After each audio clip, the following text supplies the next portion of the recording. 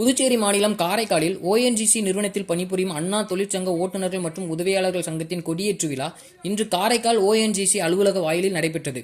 இதில் தமிழக முன்னாள் அமைச்சர் OS மணியன் கலந்து கொண்டு கொடியேற்றி வைத்து தொழிற்சங்க பெயர் பலகையை திறந்து வைத்தார்.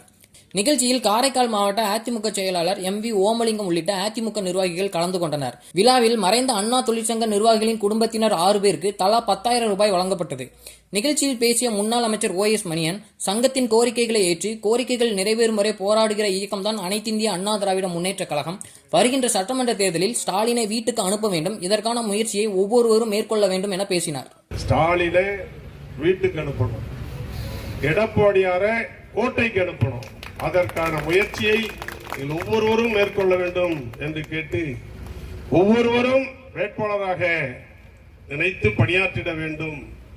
வெற்றி ஒன்றே குறிக்கோள் என்பதிலே நீங்கள் அழுத்தம் திருத்தமாக முழு மூச்சோடு செயல்பட வேண்டும்.